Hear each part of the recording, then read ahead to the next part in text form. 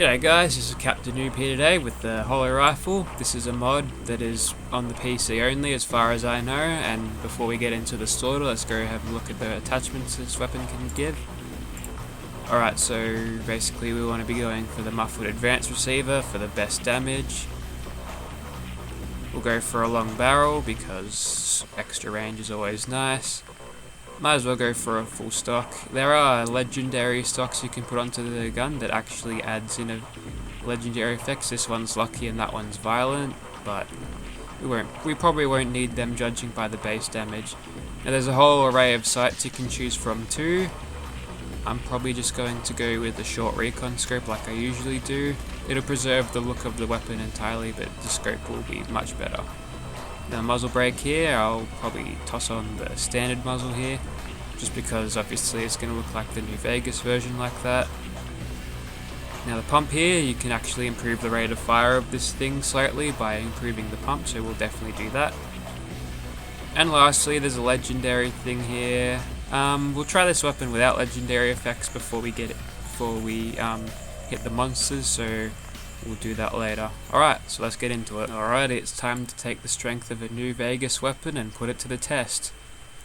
Now, the first thing you'll probably notice about this gun if you are familiar with it in New Vegas is that the projectiles move a lot faster and are barely even noticeable, so that's a bit of a change up. I kind of liked the effect where you had these holographic cubes come out.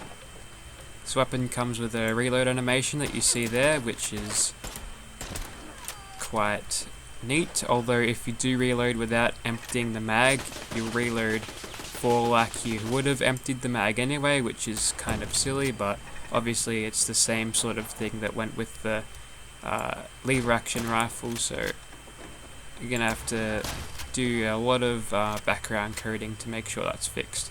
It's not a huge problem anyway, the reload is fairly nippy, so we'll move on to killing these turrets. Hopefully.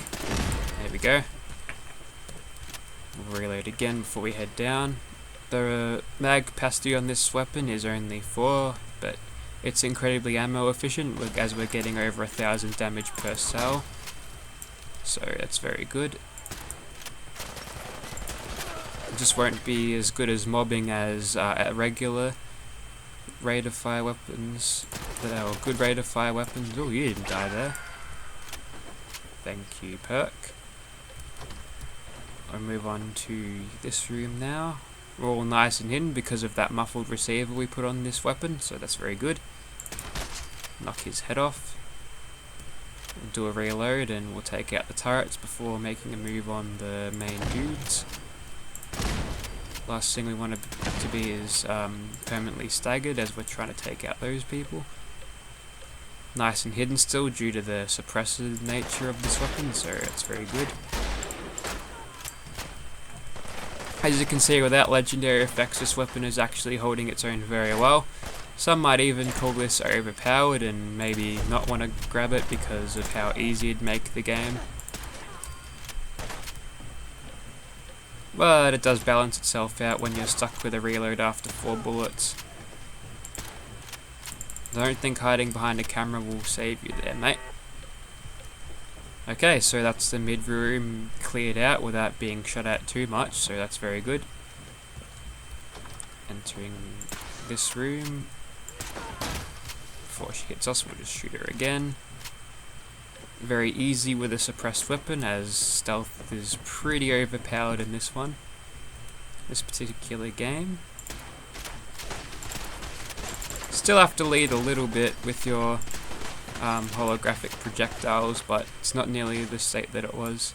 And the projectile is a lot smaller, which means leading is just a little bit harder. Even though the projectiles moved slower in New Vegas, it was easy to lead because your projectiles were large and you could obviously hit things easier.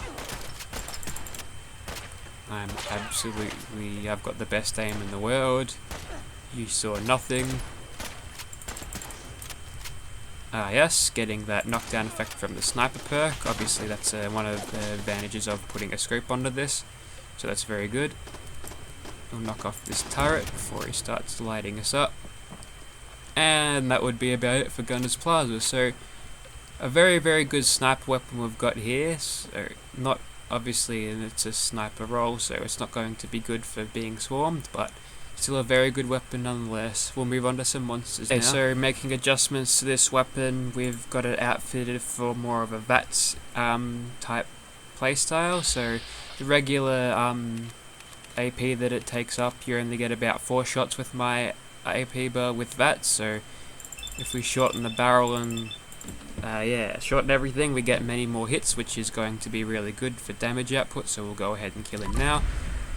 Get a nice sneak attack critical on him first, just to soften him up just a bit. Doing pretty decent damage, considering that this weapon has no legendary effects on it. Gotta watch that ammo capacity though, as the shortened barrel shortens the tube of which this weapon hosts its ammo capacity, so I'm only getting 3 as opposed to 4 before. Which means she might forget to reload, aren't you? There we go. There we go. So he's mutated, and you've forgotten to reload again. She's a bit blonde, you see. We'll stay nice and hit him from him, just so we can get as many sneak attacks as we possibly can on him.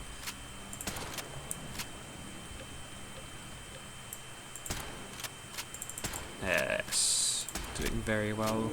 Okay, he's seen us, but we've got all our AP back, so let's be cheap and just smack him in the head until we're done. Getting good use out of concentrated fire here for maintaining that accuracy. And I think you get 20% damage on it. Plus, that rock is coming in as you reload, doing its funky animation. That was really bizarre. Come on. Reload. This is a problem that's actually common with VATS. It's not the mod that's doing this. I've actually had pipe revolvers that take ages to reload in VATS. So that's really kind of irritating. We will try to anchor drop on us, but we'll just shoot him in the torso until he's dead. We finish him off with a crit. Not quite. We'll try another crit. Oh, you could. Come on, reload. I can't believe I just died. Probably a flaw more with the game itself than this weapon that I actually had that happen to me. We'll try again here. I should probably exit VATS to reload just to make this quicker, because obviously Tilda here's gonna forget that she's empty and then take ages for a reload. Oh, she did it instantaneously then. That's nice. There she goes, she forgot. We can hear that reload animation go off in VATS. We'll crit him a few times.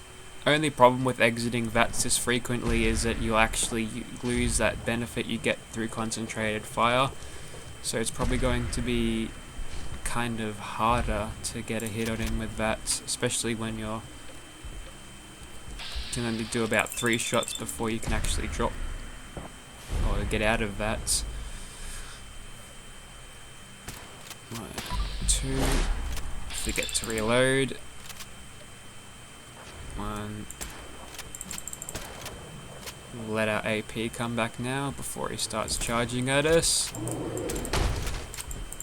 Okay. While he's doing that anchor drop, we might as well hit him. Okay. Now that he's recovering from that, we'll run away and shoot him again. Once more. That rock isn't the worst thing it could do to us, but I'd rather not get hit if I don't have to. Forgets to reload again. Yeah, you shove those microfusion cells in, mate. 3. Any day now. I'm glad I could tank that rock with VATS defense. Good timing there.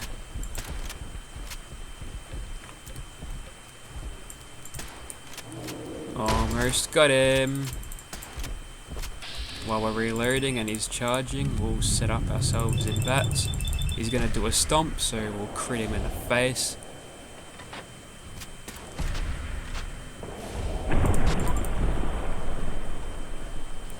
does, yes, the mysterious stranger gets a killing blow. Okay, so there you have it. One weapon that is held back by the game that it's in. The model is very good and the sounds work well and the projectiles all very good and the reload animation and the general presentation of this weapon is actually very good. So good job to the mod developer on that. That's about it for this particular weapon. Thanks for watching, guys.